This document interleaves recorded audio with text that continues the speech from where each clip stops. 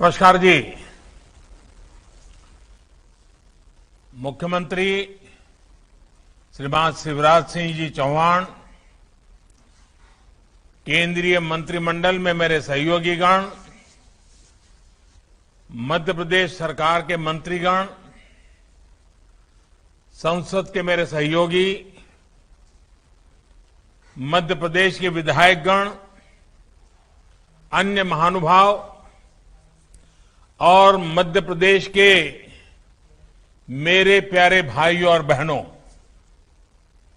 आज मध्य प्रदेश के लगभग 5.25 लाख गरीब परिवारों को उनके सपनों का पक्का घर मिल रहा है। कुछ ही दिन में नववर्ष विक्रम संवत 2079 शुरू होने जा रहा है। नववर्ष पर नए घर में गृह प्रवेश, ये अपने आप में ये जीवन की अनमोल वेला है। मैं इस समय आप सबको बहुत बहुत शुभकामनाएं देता हूं। साथियों, हमारे देश में कुछ दलों ने गरीबी दूर करने के लिए नारे बहुत लगाए, लेकिन गरीबों को सशक्त करने के लिए जितना होना चाहिए था वो नहीं हो पाया। और ये मेरा विश्वास है कि एक बार जब गरीब सशक्त होता है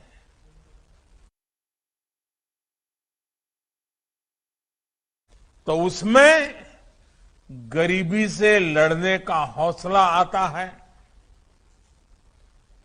एक ईमानदार सरकार के प्रयास,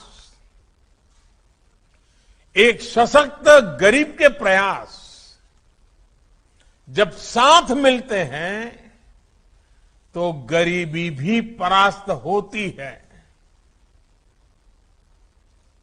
इसलिए चाहे केंद्र में बीजेपी की सरकार हो या राज्यों में बीजेपी की सरकार है, सबका साथ सबका विकास के मंत्र पर चलते हुए गरीब को सशक्त करने में जुटी है। आज का ये कार्यक्रम इसी अभियान का हिस्सा है। प्रधानमंत्री आवास योजना के तहत गांवों में बने ये 5.25 लाख घर सिर्फ एक आंकड़ा नहीं है। ये 5.25 लाख घर देश में सशक्त होते गरीब का पहचान बन गए हैं। ये 5.25 लाख घर भाजपा सरकार के सेवा भाव की मिसाल है। ये 5.25 लाख घर गांव की गरीब महिलाओं को लखपति बनाने के अभियान का प्रतिबिंब है। मध्य प्रदेश के दूर सुदूर गांवों में, हमारे आदिवासी अंचलों में गरीबों को ये घर दिए जा रहे हैं। मैं मध्य प्रदेश के लोगों को इन 5.25 लाख घरों के लिए बधाई देता हूं। भाइयों और बहनों, गरीब को अपना पक्का घर देने का ये अभियान सिर्फ एक सरकारी योजना मात्र नहीं है। ये गांव को, गरीब को विश्वास देने की प्रतिबद्धता है। ये गरीब को गरीबी से बाहर निकालने की, गरीबी से लड़ने की हिम्मत देने की पहली सीढ़ी है। जब गरीब के सिर पर पक्की छत होती है तो वो अपना पूरा ध्यान बच्चों की पढ़ाई और दूसरे कामों में लगा पाता है। जब गरीब को घर मिलता है तो उसके जीवन में एक स्थिरता आती है। इसी सोच के साथ हमारी सरकार पीएम आवास योजना को सर्वोच्च प्राथमिकता दे रही है। पिछली सरकार ने, मेरे आने से पहले जो लोग थे, उन्होंने अपने कार्यकाल में कुछ लाख घर ही बनवाए थे। वहीं हमारी सरकार गरीबों को करीब करीब 2.5 करोड़ घर बनाकर दे चुकी है। इसमें 2 करोड़ घर गांवों में बनाए गए हैं। बीते 2 सालों में कोरोना के कारण आई अड़चनों के बावजूद इस काम को धीमा नहीं पड़ने दिया। मध्य प्रदेश में भी लगभग 30.5 लाख स्वीकृत आवासों में से 24 लाख से अधिक पूरे हो चुके हैं। इसका बहुत बड़ा लाभ बैगा, सहरिया और भरिया ऐसे ऐसे समाज के उन वर्गों को भी हो रहा है जो कभी पक्के घर के बारे में सोच भी नहीं सकते थे। भाइयों और बहनों, भाजपा सरकारें जहां भी हो, उनकी विशेषता यही है कि वो जमीन से जुड़ी हुई है। गरीब के हित, उसकी जरूरतों को पूरा करने के लिए दिन रात काम करती है।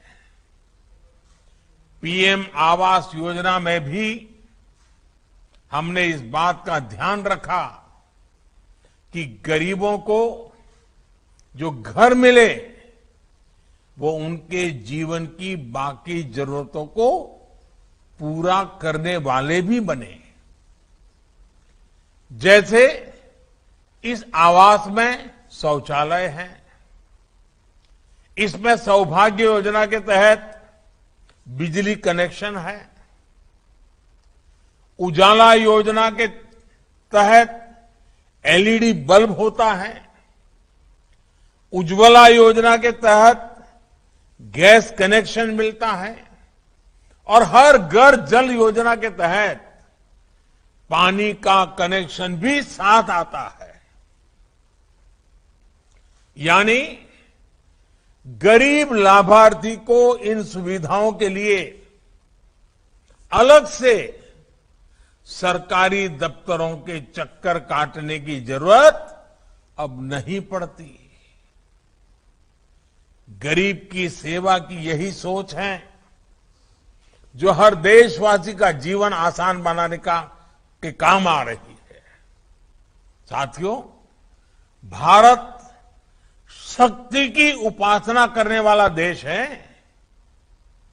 कुछ ही दिन में नवरात्रि शुरू होने जा रही है। हमारी देवियां दुश्मनों का संहार करने वाली हैं, अस्त्र शस्त्रों की उपासक रही है। हमारी देवियां ज्ञान, कला, संस्कृति की प्रेरणा है। 21वीं सदी का भारत उन्हीं से प्रेरणा लेते हुए खुद को भी और अपनी नारी शक्ति को भी सशक्त करने में जुटा है। प्रधानमंत्री आवास योजना इसी अभियान का एक अहम हिस्सा है। पीएम आवास योजना के तहत जो घर बने हैं उनमें से करीब करीब 2 करोड़ घरों पर मालिकाना हक महिलाओं का भी है। इस मालिकाना हक ने घर के दूसरे आर्थिक फैसलों में भी महिलाओं की भागीदारी को मजबूत किया है। ये अपने आप में दुनिया की बड़ी बड़ी यूनिवर्सिटियों के लिए एक अध्ययन का विषय है, केस स्टडी का विषय है, जो मध्य प्रदेश की यूनिवर्सिटी द्वारा भी जरूर किया जाना चाहिए। भाइयों और बहनों, महिलाओं की परेशानी को दूर करने के लिए हमने हर घर जल पहुंचाने का बीड़ा भी उठाया है। बीते 2.5 साल में इस योजना के तहत देश भर में 6 करोड़ से अधिक परिवारों को शुद्ध पेयजल कनेक्शन मिल चुका है। योजना के शुरू होने के समय मध्य प्रदेश में 13 लाख ग्रामीण परिवारों के घर में पाइप से पानी आता था। आज 50 लाख परिवारों तक पाइप से पानी पहुंचाने के पड़ाव के हम बहुत ही निकट हैं। हम मध्य प्रदेश के हर ग्रामीण परिवार तक पाइप से पानी पहुंचाने के लिए प्रतिबद्ध हैं। साथियों, आज मैं मध्य प्रदेश समेत देश के उन सभी गरीबों को आश्वस्त करना चाहता हूं कि घर बनाने का अभियान तेज गति से चल रहा है। अभी भी कुछ लोगों तक पक्का घर नहीं मिला है, मुझे इसका पूरा पता है और मैं आपको कहने आया हूं, इस वर्ष के बजट में पूरे देश में 80 लाख से अधिक घर बनाने के लिए पैसे आवंटन करने का, राशि का प्रावधान किया गया है। इनमें से मध्य प्रदेश के भी लाखों परिवारों को लाभ होना आता है। अब तक 2.25 लाख करोड़ रुपए से ज्यादा 2.25 लाख करोड़ 2.25 लाख करोड़ रुपए से भी ज्यादा इस योजना पर खर्च किए जा चुके हैं। ये पैसे गांवों में खर्च हुए हैं, ग्रामीण अर्थव्यवस्था को इससे ताकत दी है। जब एक घर बनता है तो ईंट, बालू, सरिया, सीमेंट, घर बनाने वाले श्रमिक, सब कुछ स्थानीय ही तो होता है। इसलिए पीएम आवास योजना गांवों में रोजगार के नए अवसर भी बना रही है। साथियों, हमारे देश ने आजादी के बाद दशकों तक बहुत सी सरकारें देखी हैं, लेकिन पहली बार देश के लोग ऐसी सरकार देख रहे हैं जो सरकार उनके सुख दुख में उनके साथी बनकर, कंधे से कंधा मिलाकर उनके साथ रहती है। कोरोना के इतने बड़े संकट में भाजपा सरकार ने फिर साबित किया है कि गरीबों के लिए ये सरकार कितनी संवेदनशीलता के साथ काम करती है। गरीबों को मुफ्त वैक्सीनेशन हो या फिर गरीबों को मुफ्त राशन, और अभी शिवराज जी ने बड़े विस्तार से इसका वर्णन किया कि अभी 2 दिन पहले ही हम सब ने मिलकर के तय किया कि आने वाले 6 महीने तक ये प्रधानमंत्री गरीब कल्याण अन्न योजना को आगे बढ़ाया जाएगा ताकि गरीब के घर का चूल्हा जलता रहे। पहले कोरोना के कारण दुनिया मुसीबत में फंस गई। अब आज पूरी दुनिया लड़ाई के मैदान में उतरी हुई है। उसके कारण भी अनेक प्रकार की आर्थिक व्यवस्थाओं पर नया संकट पैदा होता जा रहा है। भारत के नागरिकों पर बोझ कम से कम कैसे हो, जितना हो सके उतना देश के नागरिकों को मदद पहुंचाने का प्रयास चल रहा है। भाई और बहनों, 100 साल में आई सबसे बड़ी महामारी में हमारी सरकार गरीबों को मुफ्त राशन के लिए 2,60,000 करोड़ रुपए खर्च कर चुकी है। अगले 6 महीने में इस पर 80,000 करोड़ रुपए और खर्च किए जाएंगे। जो पहले की जनता की कमाई को लूट लेते थे, वो जनता की कमाई से अपनी तिजोरी भर लेते थे, वो आज भी इस योजना के लिए कुछ न कुछ हल्का फुल्का मजाक उड़ाना, झूठ फैलाना, भ्रम फैलाना, ये करते ही रहते हैं। मैं आज देश को एक जानकारी देना चाहता हूं, आप भी इसे ध्यान से सुनिएगा। साथियों, जब इन लोगों की सरकार थी तो इन्होंने गरीबों के राशन को लूटने के लिए अपने 4 करोड़, ये 4 करोड़ आंकड़ा बहुत बड़ा होता है, 4 करोड़ फर्जी, ऐसे जो नाम पैदा ही नहीं हुए, जिनका जन्म नहीं हुआ, ऐसे ऐसे नाम 4 करोड़ कागजों में तैनात कर दिए थे। इन 4 करोड़ फर्जी लोगों के नाम से राशन उठाया जाता था, बाजार में पिछले रास्ते से बेचा जाता था और उसके पैसे इन लोगों के काले कारनामे, काले खातों में पहुंच जाते थे। 2014 में सरकार में आने के बाद से ही हमारी सरकार ने इन फर्जी नामों को खोजना शुरू किया और इन्हें राशन की लिस्ट से हटाया ताकि गरीब को उसका हक मिल सके। आप सोचिए, पहले के समय में ये गरीबों के मुंह से निवाला छीनकर कितने हजारों करोड़ रुपए हर महीने लूट रहे थे। हमने राशन की दुकानों में आधुनिक मशीनें लगाकर ये भी सुनिश्चित किया कि राशन की चोरी ना हो पाए। आप सबको पता होगा, ये जो मशीन लगाना का हमने अभियान चलाया ना, उसकी भी इन लोगों ने मजाक उड़ाई थी। क्यों? क्योंकि उनको मालूम था कि मशीन आएगा, लोग अंगूठे की छाप लगाएंगे तो सच का सच चलेगा, और इसको रोकने के लिए ऐसी ऐसी हवाएं चलाई, यहां तक कह दिया कि राशन लेने जाएंगे और अंगूठा लगाएंगे तो कोरोना लग जाएगा। ऐसे ऐसे झूठ फैलाए।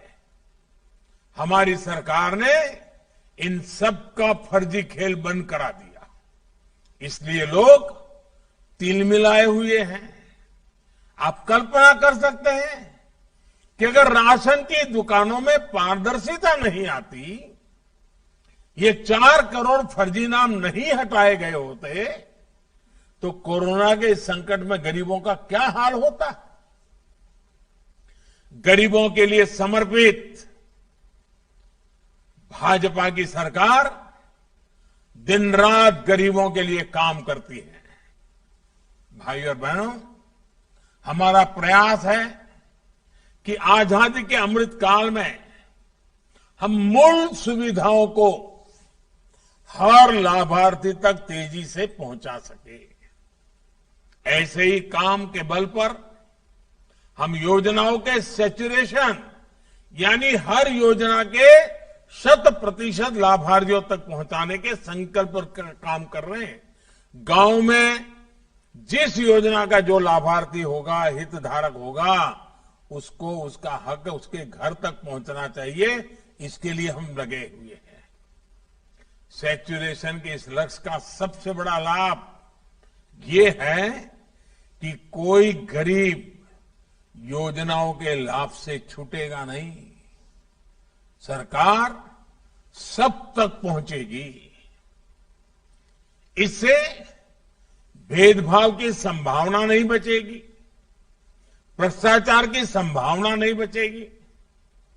आज समाज में आखिरी पंक्ति में बैठे व्यक्ति को भी लाभ देने की नीति हो, नियत हो, तो सबका साथ भी होगा, सबका विकास भी होगा। साथियों, गांवों की भूमिका का भी हम लगातार विस्तार कर रहे हैं। लंबे समय तक गांव की अर्थव्यवस्था को सिर्फ खेती तक ही सीमित करके देखा गया।